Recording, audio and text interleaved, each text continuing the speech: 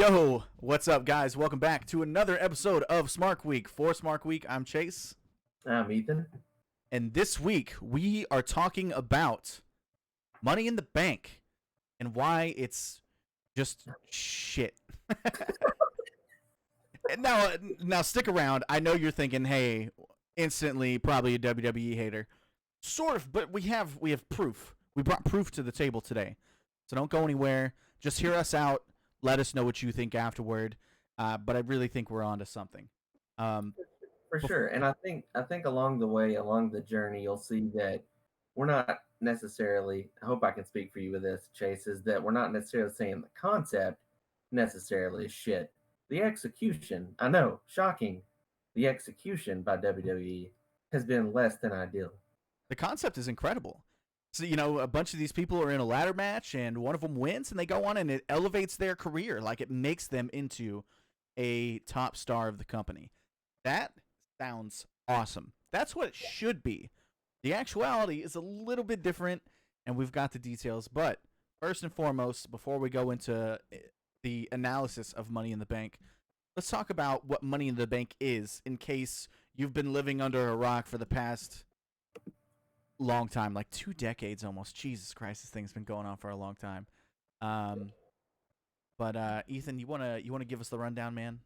Absolutely. So, I mean, essentially, uh, WrestleMania 21 is going to be the first Money in the Bank. So the way the story goes, at least, is Chris Jericho. So Chris Jericho is essentially credited with coming up with the idea, the concept of it, which is true technically. Which is The way cool. that he said it went, and this is in his own words from one of his podcasts. He said, "I came up with the idea to do a match like a ladder match. This was basically going to be to include the superstars that didn't have a match on WrestleMania 21. I wanted to do a six-way ladder match. Brian Gerwitz, who was a good writer at the time, said, well, what's at stake? So I said, well, why don't you have a contract where the winner gets a title shot the next night? Then Brian said, well, why don't you make it so you can use it any time over the following year and you can cash it in at any time? They took the idea to Vince, and Vince loved the idea. His only concession was that the contract had to be in a briefcase.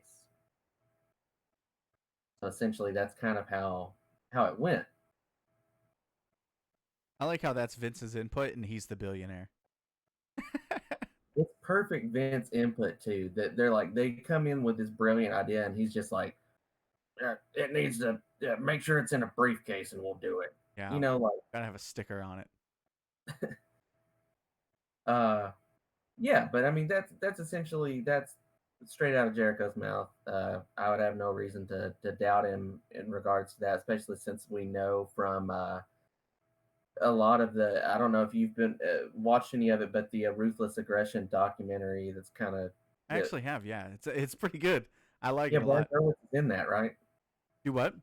I believe Brian Gerwitz is actually in that, talking a good deal. I may not have gotten to that part. I watched, I think, the first 2 episodes so far. But a lot of the network that I watch is like research for the episodes that we do.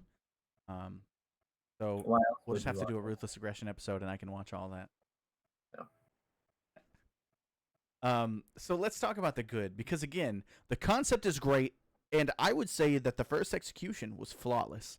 Um, Now I may be biased because it involves one of my favorite wrestler of all time. Yeah, yeah. But WrestleMania 21, the winner was Edge. Um, and immediately it felt like a big deal because you already have this guy going into the match. They're cutting promos, or not promos, but the commentators are putting over how Edge is a crazy person. He'll do anything to win the world title. He's a man with a mission, and he doesn't care what he has to do to accomplish that mission. So Yeah. even going in, your mindset is this guy can be a future champion. So then he wins, and I I honestly don't think there's a more like memorable Money in the Bank cash in than Edge's cash in. It was For so me, like sudden and unexpected. You thought the show was over when it was happening, and then all yeah, of a sudden, he's world champion. absolutely. I think for me personally, Edge and Seth Rollins, they got to be right up there at the top. I I think would say Rollins is definitely number 2. Yeah, that would be me as well. I would say Edge. I mean, clearly setting the standard for what a cash in is. The fact that it happened in 2005 and still remains one of the best, I think, speaks volumes for it. I think the Rollins being the first cash in. Here's the part about that though. That cash in was at WrestleMania. You're almost guaranteed. It's almost a built-in pop. Now that's not saying that wasn't smart booking. 'Cause I think it was. Well, it wasn't even But supposed to happen for Rollins. They yeah, they called an audible because the the Reigns and Lesnar match was getting booed out of the building. Nobody was having a good time. They were like, "Screw it, Rollins, get out there!" And all of a sudden, the mood changed. yeah, You it's a good. heard the pop. This is a bad guy coming out and cashing in to become part of the match. He didn't wait till afterward. He joined the match, and I think that's what got the pop. Is all of a sudden this is something we care about. Yeah, Um, but brilliant booking. The problem is I would argue, and we'll get there a little bit later, but I would argue that Rollins was already a star at that point. And I think that's one of the definite downsides that Money in the Bank has is you're either not becoming a star off of it or you're already a star and it doesn't mean anything. yeah, But so Edge definitely has the biggest one. And you can look at that moment and see that as an upswing for his career. Granted, he had the whole thing with Matt and Lita was an upswing in his career. The Gold Rush tournament, another upswing in his career. But this is like the biggest pivotal moment. This is where all of a sudden he is a main eventer and he stays a main eventer. And I yeah. think that's what Money in the Bank was supposed to mean. Um, but it didn't work out that way for most people, unfortunately. Um, Absolutely. Um, yeah, I mean, you had the first Money in the Bank match: Edge, Chris Benoit, Chris Jericho, Shelton Benjamin, Kane, and Christian. So it's an interesting group because at that point you could probably provide a lot more insight on this. But do you want to talk about kind of where the rest of them were in their career and how? At that particular time in 2005. yeah. Honestly, for the first match, I think anybody could have won and it would have been a great thing. Because these were all up and coming stars or stars already. In the case of Chris Jericho and Chris Benoit, both already former world champions. Yeah. Both had huge moments. Both had WrestleMania moments, even. So that kind of speaks for itself. They were in the match to elevate the match, but they didn't necessarily need to win. But a guy like Edge, definitely like that. Like I said, that's the turning point. Shelton Benjamin, I truly believed he could have won at that point. Shelton Benjamin seemed like he was a guy that was on his way up. Yeah. WWE has a rule for tag teams, and that's one member fails and the other member succeeds when they split. Charlie Haas was not doing so hot when the world's greatest tag team broke up. So it seemed like Shelton Benjamin was the guy. It seemed like he was on his way up. Awesome. I was ready for it. He did the run up the ladder spot, and I was like, "Yo, this is happening! Like this Yeah. dude he has this." Yeah. Um, But as years went on, Shelton Benjamin becomes, oh, this is his fourth ladder match. This is his fifth ladder match. I can't remember exactly how many, but it was a lot. And at some point, it gets to being like, hey, if I'm not going to win this, why the fuck am I in this match? Oh, Um, absolutely. Yeah. you're literally like, you have all time spot monkeys to go to in this. Um, and I don't know, it's just embarrassing. After a while, you're like, that guy's not winning. Kofi Kingston, 7 or 8 total Money in the Bank matches now. Yeah. Kofi's been in 7. Shelton Benjamin's been in 5. Kane's Uh, been in 7. Won one and had a really mediocre title run. Um, almost forgettable. I honestly forgot he won until I got there, and I was like, "Oh yeah, he cashes in on Mysterio." um, no, but I agree with you. Not to so we don't deviate from the topic. I would agree that first match Shelton Benjamin to me was by far the most impressive. I came away thinking he looked like $1,000,000. Um, overall, I thought it was a good match, and I think it's like you said. I think this was designed with the intent of strapping a rocket to somebody, Yeah. and in this case, I think it worked absolutely. Um, And the thing is, with the design of this match, it could work for anybody. yeah, But afterward, it's almost like they just give up on the person. Some people more particular or more specifically than others. But it feels like the thing happens. There's this big moment, and then nothing for the most part. Um, but I do want to. I want to play a quick game with you. okay, And here's what I'm gonna name. I'm gonna name someone who won Money in the Bank, and what I want you to do is tell me if it made them a star, they were already a star, or if nothing happened. Um, okay. I think I can do this. Rob Van Dam, Rob Van Dam, already a star. already a star, 100%. I agree with you there. Mr. Kennedy, Mr. Kennedy, ooh, that's closer. He was on the cusp. He was already getting over. I would say, made him a star, and then it's kind of we know that we can yeah, go into I that, think but it was definitely going to make him a star. The whole Randy Orton thing, I agree with you. Like that kind of fucked plans up. But for him to be Mr. McMahon's illegitimate son, he was cutting great promos. He was a huge douchebag. He would have been the perfect heel. I think he could have been a star with it. Um, let's talk about CM Punk. And granted, this is his first world title run. CM Punk's an interesting one because they CM Punk actually they got a huge pop at the previous WrestleMania 23, I want to say, when Mr. Kennedy actually won. So when CM Punk won his first one, I would still say it's close again, but I would say already a star. I would say somewhere between already a star or nothing happened.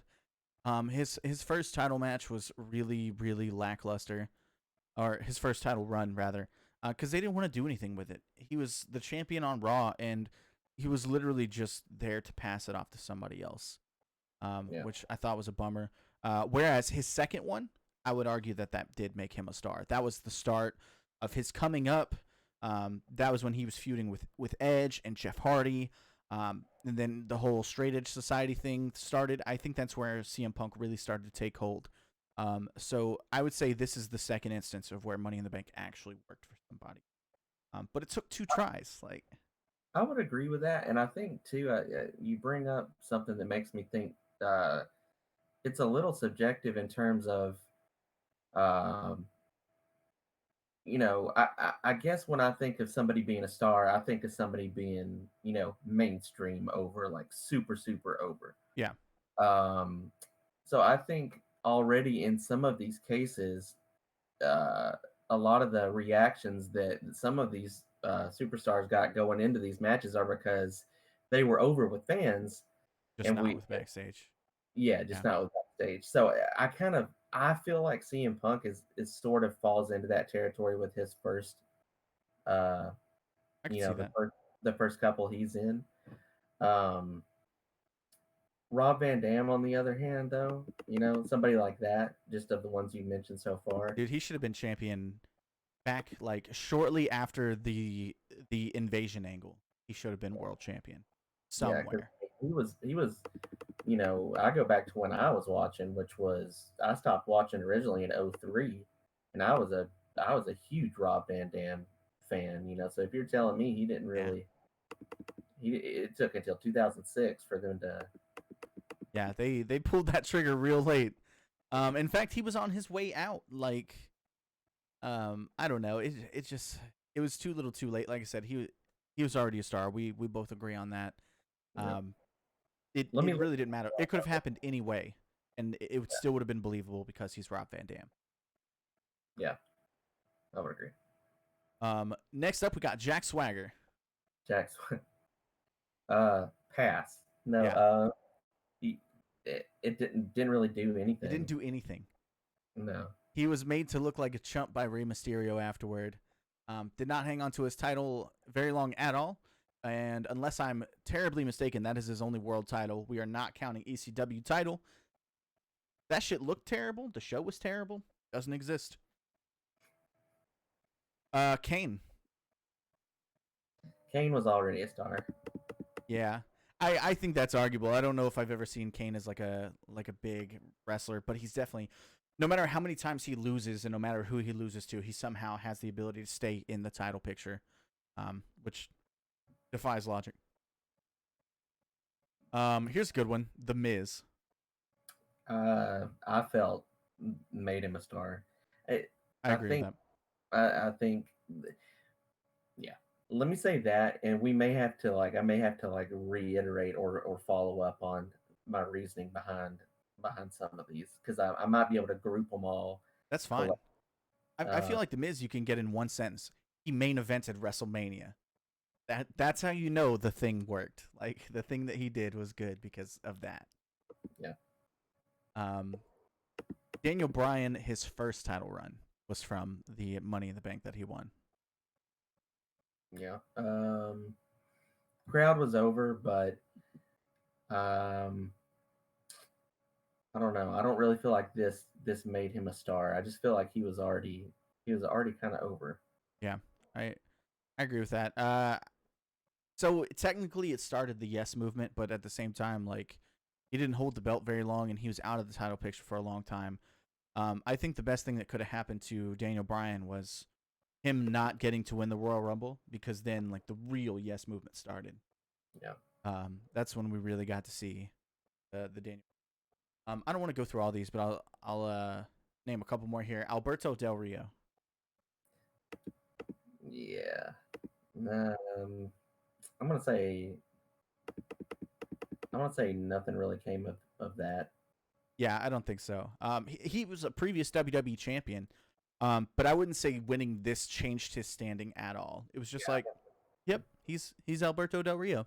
Yep, that's what he does. Yeah. The infamous Dolph Ziggler Money in the Bank win. Yep. We are not pushing Dolph Ziggler. It's one of the most famous Vince McMahon quotes to this day. Like people talk about it all the time when they talk about how WWE underutilizes talent. It is the like verbal embodiment of WWE not creating new stars. So I feel like he is the also, the roundabout embodiment of the effect that Money in the Bank has on winners. It doesn't mean much at all. More often than not, much more often than not, it's not changing your career. Yeah, I mean, I mean, we know that they have their people they want to push, and they have people they're never going to push. I mean, that's kind of what it boils down to, I guess. So it's odd to me to have a situation like this with Ziggler, which it was like, and I think this has been probably repeated if I'm looking over some of the things here. Well, maybe not. But it's almost like, let's just get this over with. Let's Yep. let's do here. He did it. Oh, let's have him cash in. Cool. He's champ. Get the belt off of him. Like just get it over with. Get it done. Give the fans what they want. It's like it's not really, you're not seeing the whole big picture necessarily, I don't think. So it's funny to me that it's almost used in some cases when it's done correctly, like with Edge, with CM Punk, um, you know, with the Miz. You see these people, like I said, get a rocket strapped to them and essentially kind of change their whole career. And then you see these other people that just toil away in these matches before maybe finally getting to win one and getting one quick run. I know. I If mean, that. yeah, absolutely. I mean, I was reading about Cody Rhodes was talking about he was supposed to win in 2012 and in 2011, apparently. And, plans change, as Dave Meltzer famously says. And then I mean, it's just crazy. Yeah. Man, I don't want to get too far into this, but imagine a world where Cody won Money in the Bank. Like that would be really cool. I thought he should have won. Okay, probably part of that, of course, is because I just had read that he said that. But seriously, if I try to look at it completely, uh, if I'm looking at that match for what it is in 2012, I think Cody Rhodes probably should have won that match. He looked incredible in that match. Yeah, I would say the same for 2013. 2013, he was easily the MVP of the match, constantly in the ring, constantly doing something. And then of course Damian Sandow comes out and wins, um, which is a nice little segue into the people who won, who could have been something, who should have been something from it, and just nothing came of it. Damian Sandow, I would say is probably first on that list. Um, like this is one of the first times that they actually push somebody who hasn't already gotten their break, or at least had some kind of break. Damian Sandow up to this point, like, seemed like a forever mid card guy, and all of a sudden he had this gimmick that was really over. He was the savior of the masses. Would come out in the Ric Flair robe and just talk shit to people. But in a really brilliant way that would make people laugh. Not only were they booing him, but they were still getting entertainment value out of him. And then he gets this Money in the Bank contract, and he loses. Uh, Not only does he lose, but he loses to John Cena, who's hurt from a Hell in a Cell match. So this guy that you caused to win Money in the Bank, that you chose to win Money in the Bank, because again, this is all predetermined. You didn't have to pick this guy. And then you decide that he's not even good enough to beat up an injured John Cena. He cannot beat a guy who, for all intents and purposes, just about anybody should be able to beat up storyline wise. Yeah, he's another one of those that for me falls into that category of, you know, let's strike while the iron's hot, but I don't really want to. It's Yeah. this thing that let's appease the people that want this. Um, I don't know, man. Yeah. It's like you want to go ahead and try to capitalize as much as you can in that, but then you just completely back out of it. It's Um, okay. it's one of those things like these matches have stopped being about a person becoming a potential world champion, and they've started being about what else is going on in the ladder match. Which I'm cool with you throwing other storylines in there, especially for the sake of like Cody and Damian Sandow. They were tag partners. Like, of course that split's gonna happen right then, because if you and I are tag partners and they say one of you can have a world title shot, fuck you. I'm going. That's the wrestler mentality. That's how every wrestler thinks, because that's the story. They all want to be world champion. Um, but for these matches to become like nothing because of the story, that's all that came out of the Damian Sandow win was with Cody Rhodes, and then it was done in a month or two, and then he lost to John Cena, and that was it. It was literally just a means for them to break up and have a storyline about it. It didn't even lead to anything. Yeah. Yeah, I mean, that's, I would say, because I'm looking at them here. Your first one, two, three, four, five. Your first five, pretty solid in my opinion. You've got Edge, Van Dam, Kennedy, and then you got Punk winning back to back. Those feel solid in terms of what we kind of got out of them. I feel like you start to kind of stray a little bit from there. Jack Swagger, Kane, Miz, Daniel Bryan, Del Rio, Ziggler. It's evident. I think if you look at it, that over time they kind of got away from the purpose of it. Yeah, well, I think this also shows a serious trend of this is around the time where they stopped deciding to make their own stars. Yeah, They they halfway tried with Jack Swagger. And I don't think Jack Swagger was bad in the WWE, but he wasn't ready for a world title at that time. He was still fairly new. I think he won Money in the Bank only like a year and a half in. It was pretty soon. He definitely should have had some more time under his belt. If you had moved him further down this list, I think that win would have gone over a lot better. But after that, he became a Money in the Bank mainstay. He was the guy who was there every single year just to get hit by ladders. Much like Kofi Kingston, much like Shelton Benjamin. Yep. Let me ask you this. Um, what, in your opinion, do you have the list in front of you of the participants? Yeah. Okay. Oh, the participants. No, I've got the winners. I don't have like the full match rundowns. Okay. So here's what I wanted to do then. I wanted to say talk a little bit about the different participants because I noticed some of them I'm immediately like, hell yeah, this is gonna be good. Others, as soon as they start walking out, dear God, why am I watching this? So for example, one that I had, the Money in the Bank in 2010 that Kane won. Hmm. Christian, Matt Hardy, Big Show, Dolph Ziggler, Kofi Kingston, Drew McIntyre, and Cody Rhodes. Jesus. A lot of those are mainstays, like guys that are always in the ladder match. Christian, Kane for sure. Cody Rhodes was in a bunch of them. I think Big Show had at least 2 or 3 under his belt. Um, but yeah, like when you see a match like that, who cares who wins? Yeah. Nothing against Cody Rhodes, but he wasn't really a star then.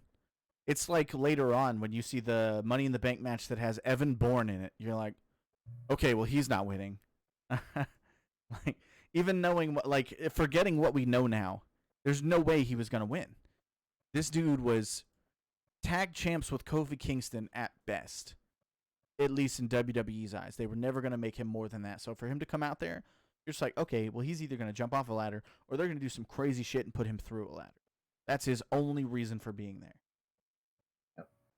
This match has become an excuse to break down the bodies of your performers without rewarding them in any way whatsoever. And Oh, it just becomes more and more apparent as you scroll down the list. Oh, here's a good one. Here's one we can't forget. The first ever women's Money in the Bank match, won by a man in traditional WWE fashion, much like Santino Marella winning the Miss WrestleMania Battle Royal. yeah. James comes out, climbs the ladder, grabs a briefcase, and just tosses it down to Carmella. Because I guess she's not strong enough to climb the ladder herself. No, Chase, that's not it. It's because it's funny, man. Yeah. It's Um, it's good shit, dude. it was so funny that it received a ton of backlash, and within 24 hours, they knew this is back when SmackDown was on Tuesday nights, Yeah. and they had to redo the match, you know, 2 days later, and have her legitimately win. Still with his help, if I remember correctly. He still interfered. Yeah. But this time he didn't climb the ladder, so it's fine. She still won. She won. Um, insane that they thought that was going to go over. The first women's anything being won by a dude is a huge slap in the face. I just don't get it. I don't get that at all. I would have to agree, especially James Ellsworth. Yeah, Uh, of all people, like, of all people. but it was never going to be like a manly man. Braun Strowman doesn't need to be in a women's match. Roman Reigns didn't need to show up in a women's match. Even the Usos didn't need to show up. But a good old James Ellsworth, he's modern day Andy Kaufman. It's fine. Nah, dude, maybe leave this one alone. Yeah, yeah.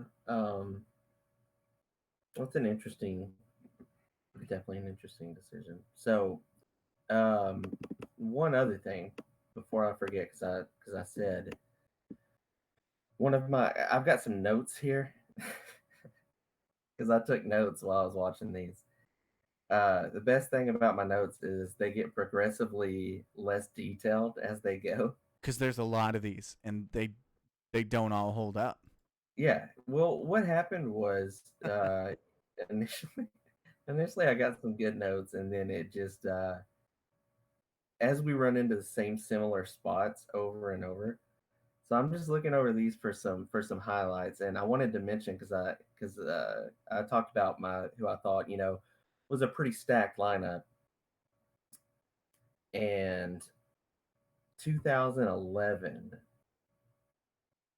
was that 2011 that I had or 2012? Apologies. 2012 was the one where I wanted to scoop my eyeballs out once they came down to the ring, because it included such favorites as Sin Cara, Tensai, and Santino Marella. I like audibly groaned when Tensai's music and video popped up. I was Yeah, I like, mean, I forgot this was a thing. What a terrible idea. Let's take this large white man who wrestled in Japan and make yeah. him Japanese because he wrestled in Japan. Fucking what? Heather was actually, so Heather, my wife, she was in there watching during this particular ladder match. At this point, she's very done with ladder matches. Uh, I mean, I can't say that I wasn't totally either. And she sees him and she's like, "Ooh, gross! What is that? What is that thing?" And I'm like, "It's a Prince Albert situation. Like he's kind of." Has she seen him like in the Ruthless Aggression SmackDown with all the back hair and stuff? Oh yeah, she's seen it. Yeah, I didn't I tell think her that that. one's grosser. Oh, it's no, it's bad. So in my notes on that particular one, like I said, it just says, "Please make it stop." The other notes that I had, how many times are we gonna throw ladders on the Big Show? That was like a running thing where Yup. everybody in the match would just um, throw ladders on him. Um, Finlay, Finlay, you're in a lot of these matches. Um, that's one of my notes. Finley is in a lot of these matches. He's You another know, mainstay, dude. No chance of winning, but you need somebody there to hit someone with the Soleil, or we need a reason for a little person to show up and run around the ring and do funny stuff.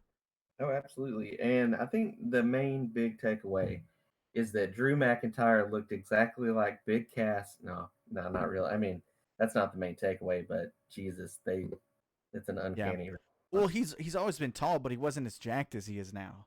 Oh yeah, and he was, Um, yeah, it's just like looking he at, got a second puberty while he was gone. he hit 100% second.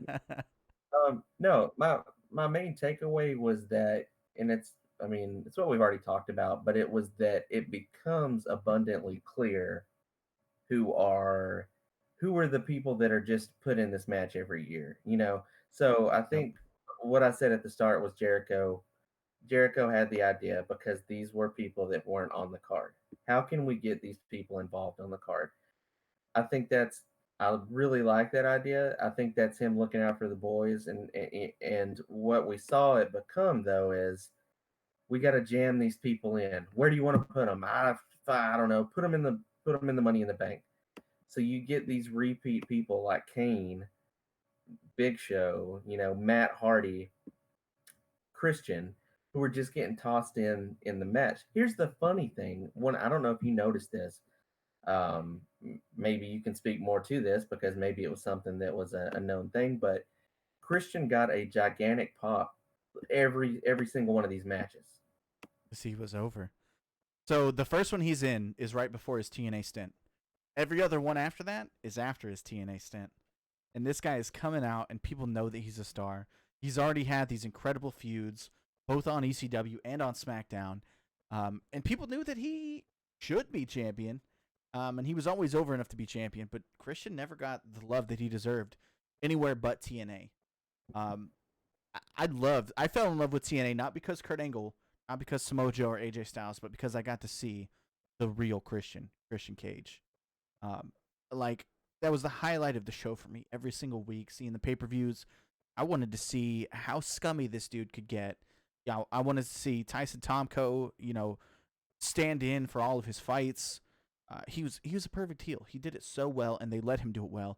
And then he came back, and then knowing what they knew about what he could do, he was just plain old Christian again. One to talk about his peeps. That's it. That's as far as it went.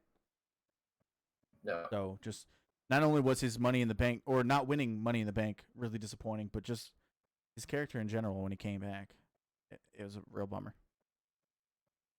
yeah, I mean, that was one thing that I noticed too was Matt Hardy was another one. Matt Hardy, no matter what, got a gigantic pop during these matches, but Um, that was kind of interesting to me. Is that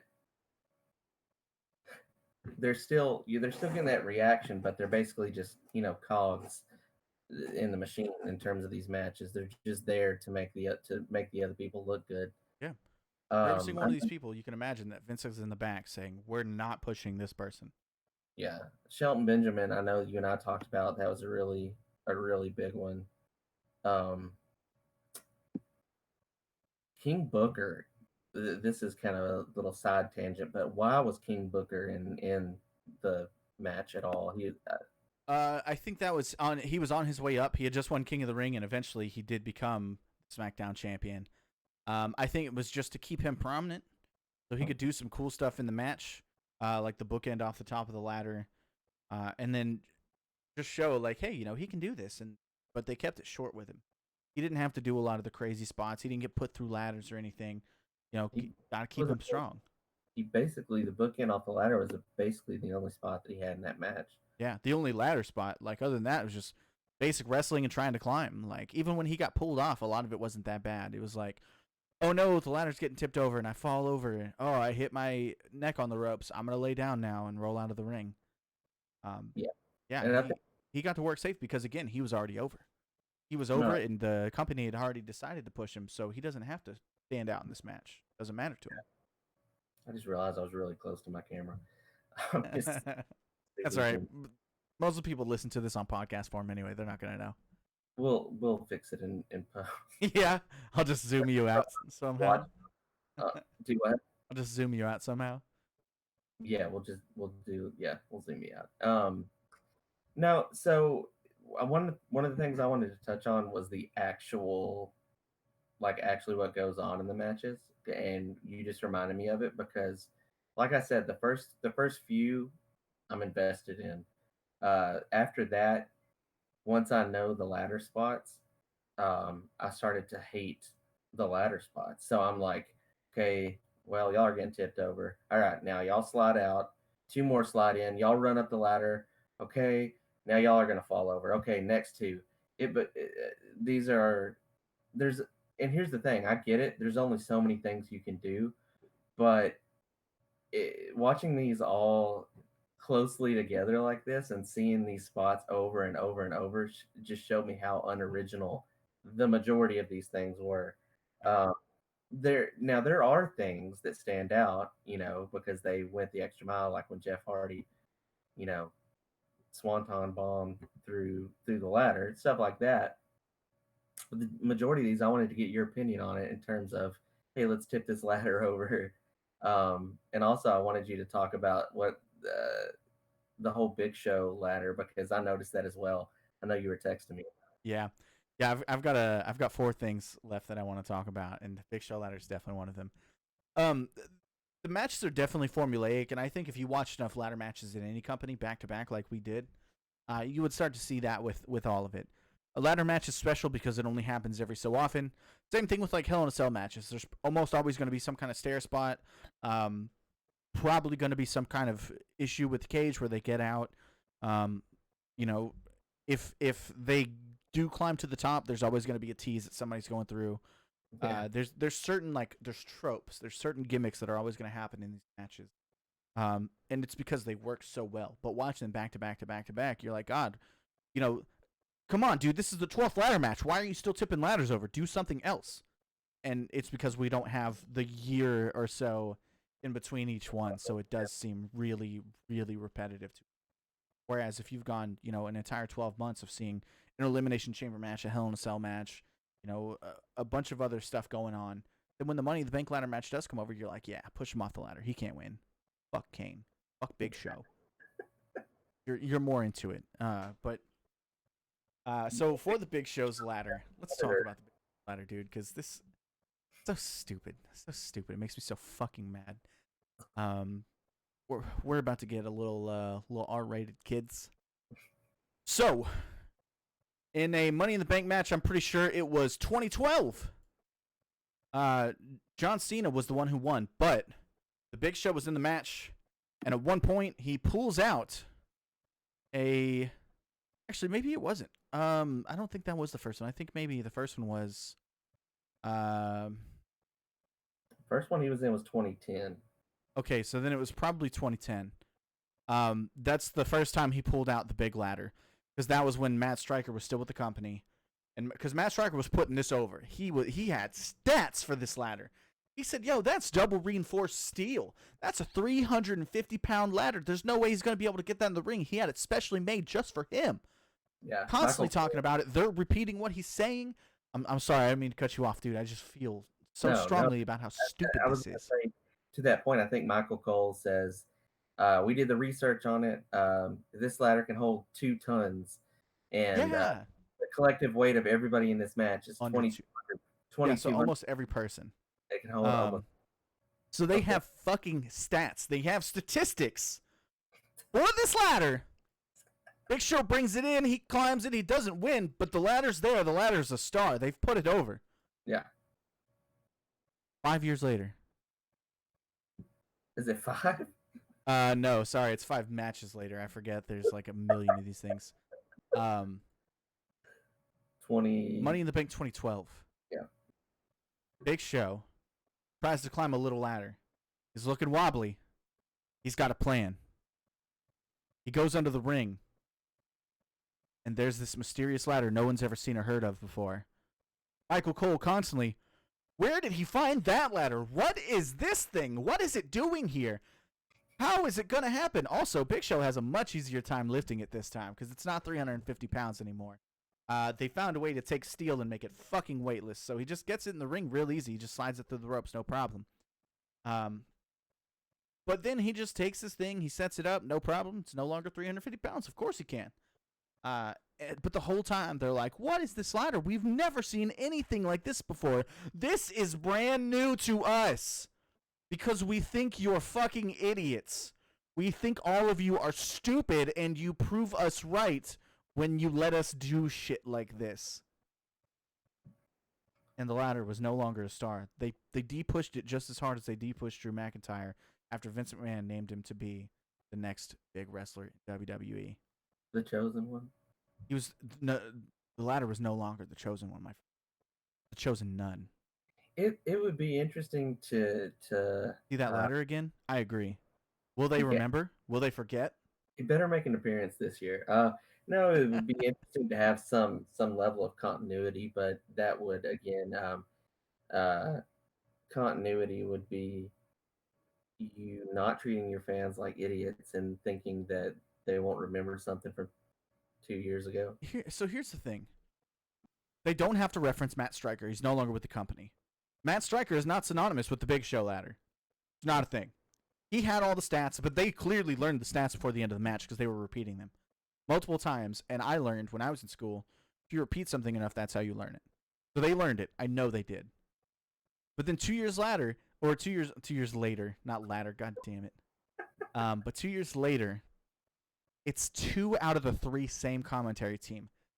It's still Michael Cole, still Jerry Lawler. The only difference is they have Byron Saxton now instead of Matt Stryker. If Byron Saxton was like, what the hell is that? And then they're like, oh, that's the 350-pound ladder, dude. You didn't know?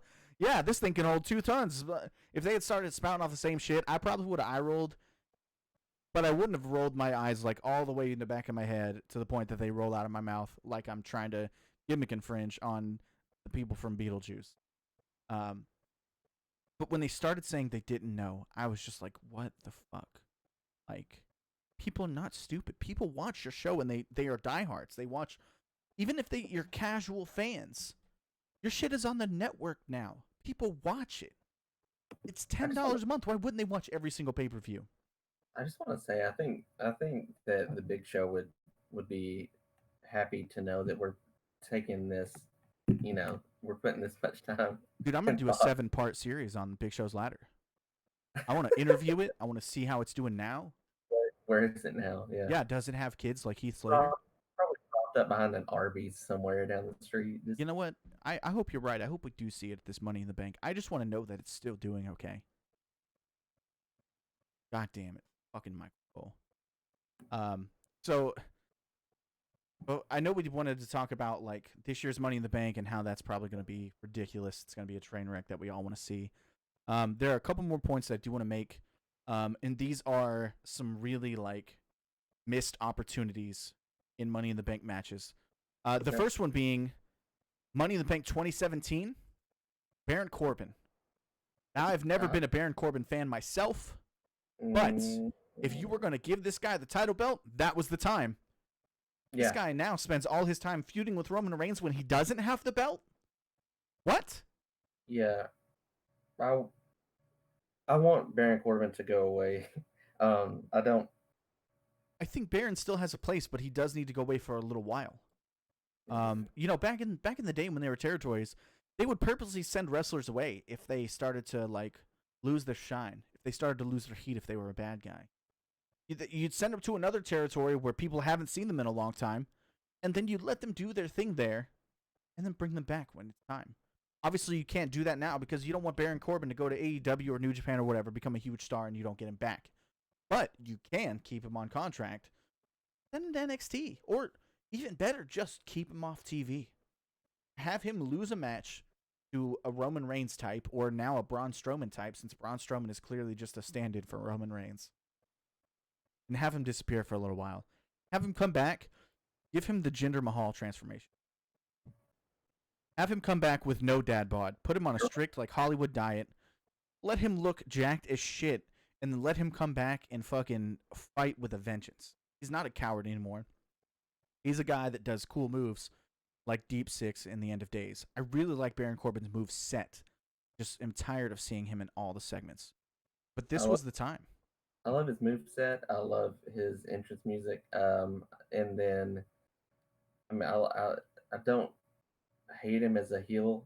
Um, but now I just, like you said, the time has passed. Yeah. And this, I think, going back to one of your earlier points, this is a really good example of a really really botched, Money in the Bank push. Yeah. And again, so the whole reason that he lost, and I think this is bullshit also, he had backstage heat, Yep. which is why they made him lose to Cena clean. Um, because they started talking about concussions, and Baron mentioned how he was part of a lawsuit for concussions in the NFL, right? Yeah, he was. Something concussion related. And WWE is supposed to be a company that takes these things very seriously, but all of a sudden, because he didn't mention to them that he was in a concussion lawsuit, he's being depushed, which, I mean, WWE has skid marks all over their underwear from, decades ago up to now. But that's just another one on the list. Another really shitty, shady ass decision made by WWE because of something that has nothing to do with wrestling. But Vince didn't like it, so he fucking decided to punish him for it. Yeah, and I did want to say, so I know you said he was pinned by Cena, so he actually interrupted the match between Cena and Mahal and was pinned by Mahal after being distracted by Cena. So Oh, okay. Sorry, I knew Cena was in there somewhere. he was actually made to look even more like a doofus. Yeah, because he got pinned by Jinder. He couldn't hinder Jinder. That. The next one I wanted to bring up was Braun Strowman winning in 2018. Braun Strowman, it was a perfect setup. He won. He challenged Roman Reigns to his face and said, "Hey, Hell in a Cell, let's do this." That should have been his title win right there. Yeah. Should have been it because it's the perfect setup for a guy like Braun Strowman. You've already made him be out to be this badass. He's not afraid of anything. But then at the end of the match, you have Brock Lesnar show up, rip the door off the hinges, and then beat them both up, and all of a sudden, there's a no contest in a Hell in a Cell match. In a match where Mick Foley almost killed himself multiple times, there's now a no contest because Brock Lesnar decided it would be that way. Another failed, failed push there, and something that I feel like personally that they're trying to, by this title run that he's having now, it feels like what they think is a make right for the catastrophically failed push that they already had with him. And that's something that I feel like they do a lot is they think that they can make up for something that they previously ruined, and it doesn't it literally doesn't work like that. You have to. I know we've already said it, but you have to strike while the iron's hot. That's literally the business of professional wrestling, is capitalizing when somebody's over. Once somebody is not over, the you're not going to capture that again. You know, like you're not going I to mean, get that level of you potentially could, but it's rare. Few very. people have ever been able to like get themselves like white hot ever again. I would say Daniel Bryan is one of them. But you know there are circumstances coming to that. Kofi is another one, but again, circumstances. You have Yeah. to have this very real, very authentic thing happen. You can't write it out; it just has to show up. It's like a miracle that Yeah, you get to watch. exactly. You can't, and that's not something that you can bank on, which is exactly You my definitely point. can't money in the bank on it, as we've shown here today. um, but the last one that I want to do, and this is the soft serve diarrhea icing on the fibrous shit cake. And this is Brock Lesnar winning Money in the Bank 2019. A match he wasn't even in.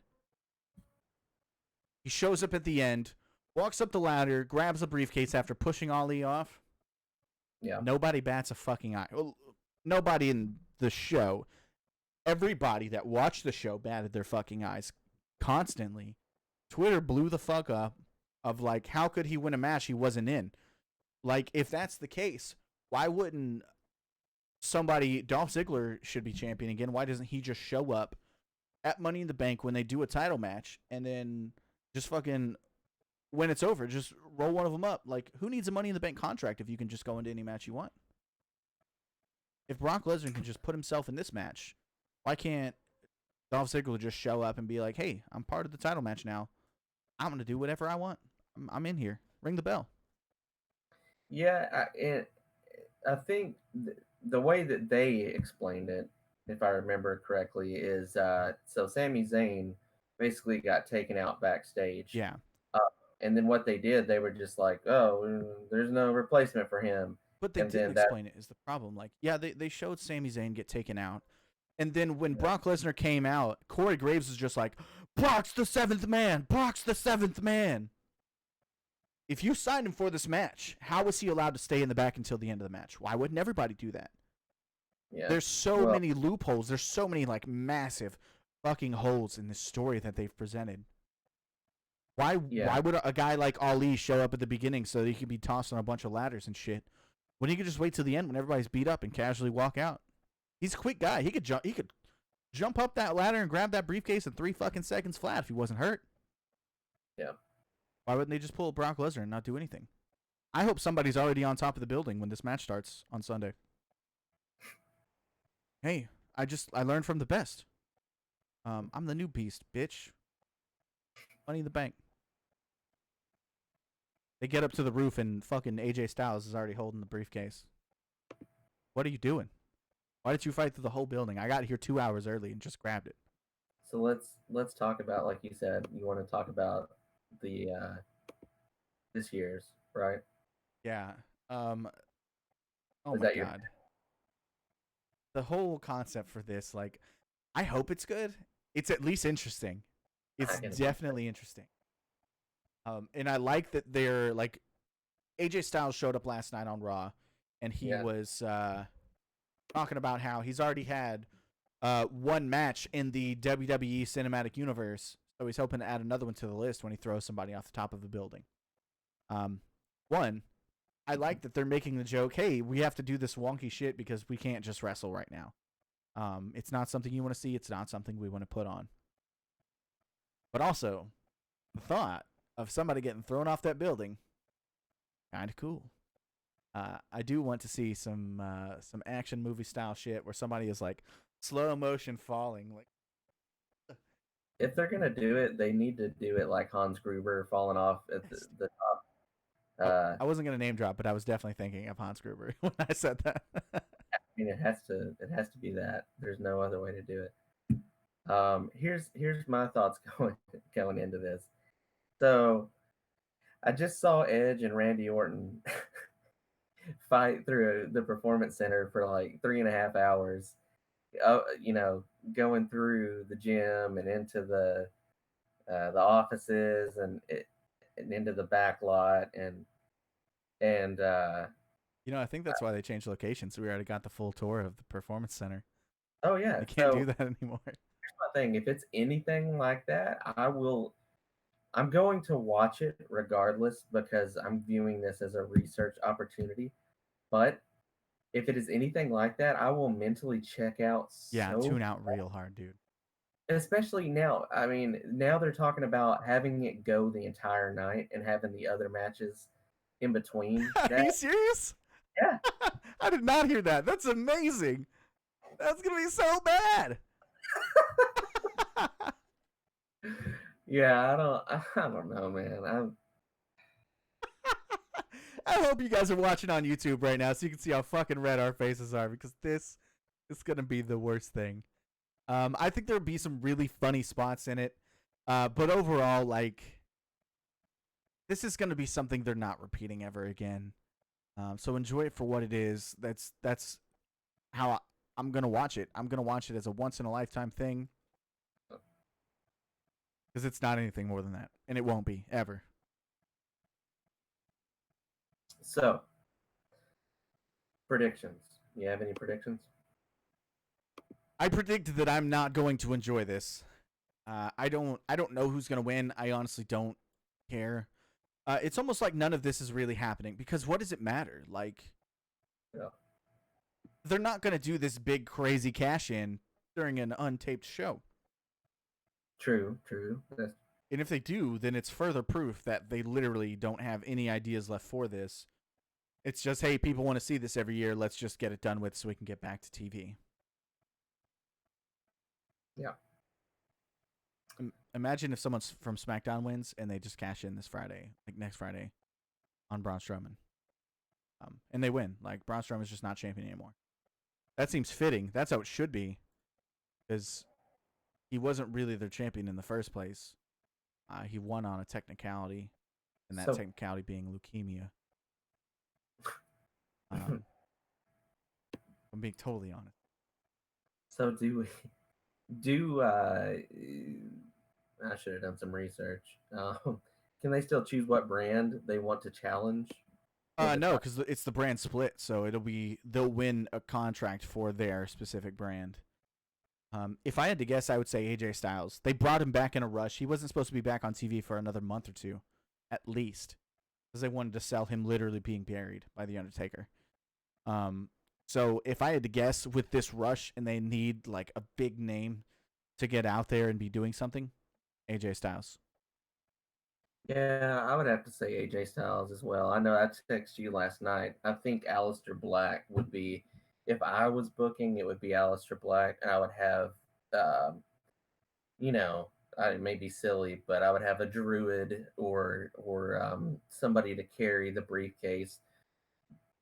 However, me saying that now, I'm realizing that WWE loves to do gimmicky stuff like that. So I would not be at all surprised for Aleister Black to win, and then they give him a literal briefcase with a damn pentagram on it or something like that, or spike Yeah.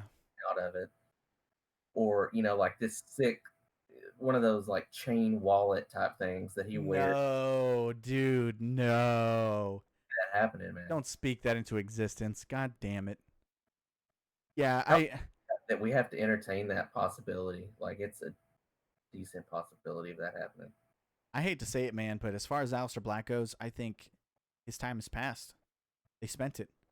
He was such a hot commodity in NXT, and then they called him up and stuck him in a closet for almost a year. Nobody's surviving that, really. He had, what, like 3, 4 matches in that time? Yeah, with Cesaro. They've been booking him better as of late. They've been booking him pretty strong. This is this match will probably be a good indication. It's funny. Look, we came full circle. We came full circle with our points that we've previously made. Will Aleister Black be a case where this is used to elevate his career, or will this not matter? Will he become a footnote? Honestly, I it's WWE. I hate to say it once again. I could see Otis winning and them turning the briefcase into a cheeseburger that he carries around. I mean, Yeah. it. There, It's a gimmick. my guess is AJ Styles wins, That would be my guess as well. Um, but I think either AJ Styles wins and we just get through this pay per view, or they overthink it and they ruin Aleister Black. That's So we're right at the hour mark now, so I want to leave you with this last thought, something I thought about right before we went live.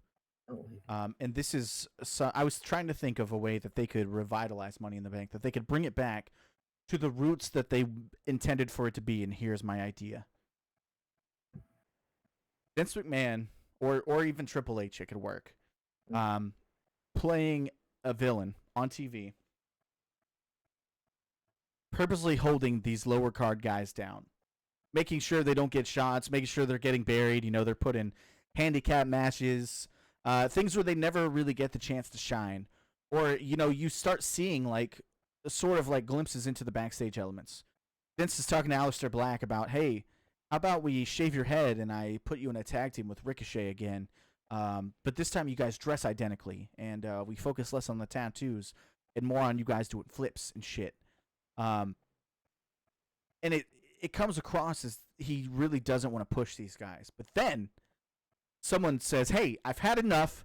I want a shot at the world title because I know I'm good enough and I know I deserve this. And Vince says, fine. You want a shot at the world title? You can earn it. But you're going to have to earn it by going through a Money in the Bank ladder match. Treat this like it's a Hell in the Cell, like it's an elimination chamber. These are matches people don't want to be in. These are matches that people get put in because there's something greater at stake. Nobody's saying, hell yeah, elimination chambers on Sunday. This is going to be dope. People are talking about how it takes years off of their careers. You know, push on that. Make this match out to be something super dangerous. The only reason they would do it is because they wanted to finally break through the glass ceiling. They wanted to grab the brass ring and then push it that way. Have all these guys. Vince says, hey, you've really been a thorn in my side. You're in Money in the Bank. Deal with it. Good luck.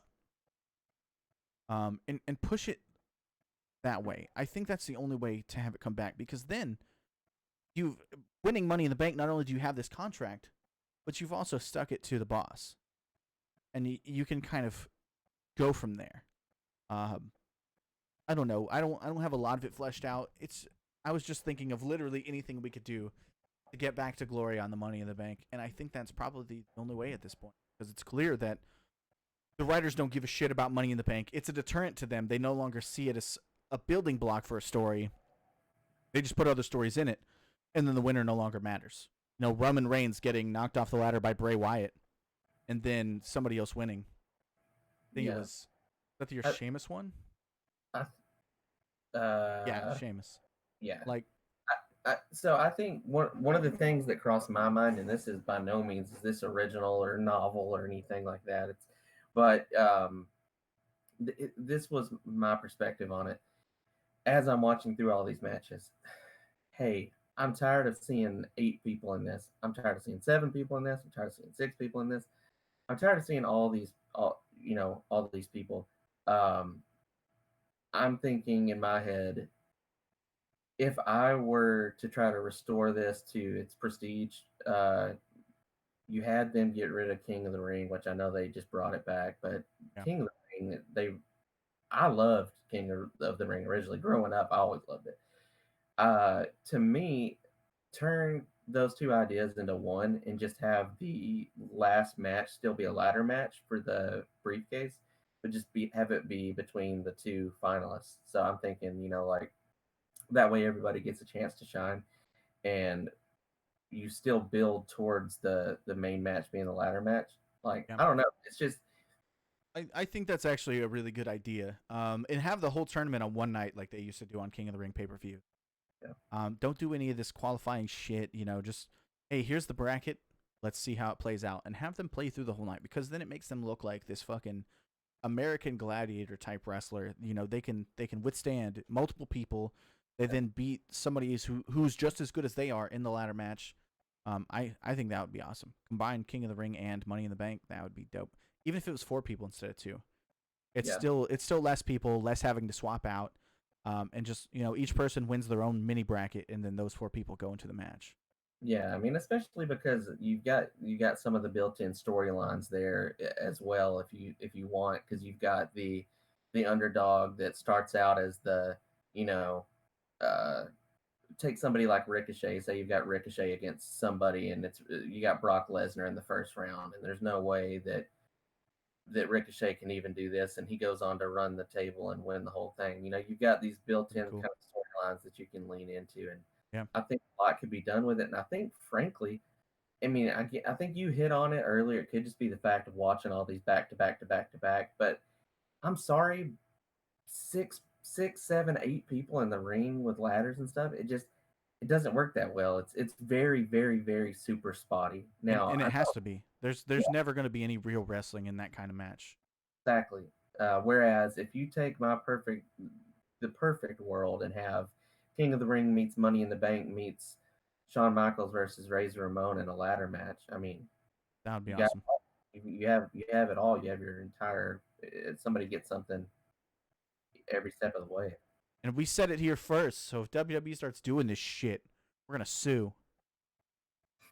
I actually really like your idea. Better than mine. Way better than mine. Fuck my idea. That's terrible. I would love to see that, dude. I think that would be really cool. And then, like I said, you've essentially made yourself a star overnight because now we've seen what kind of work you can put in. You're not just doing a 5-minute match. You're doing multiple matches. You're getting beat up. There's probably going to be some kind of interference. You beat a heel in the first round. The second round, they're probably showing up, and you win by disqualification. But they beat the holy shit out of you. So that next match you're coming out, you're bandaged up, but somehow you persevere and you pull through and you win the whole thing. And it does make you look like this larger than life character because you've now done this thing.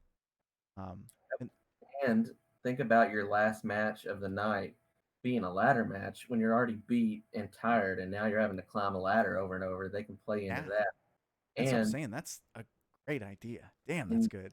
and then you get the final shot of the night is them on top of the ladder holding up the briefcase. Only this time it actually means something because it's not an 8-man ladder match that opened your card. It's the culmination of Yeah, your event, you main evented the pay per view because you earned it.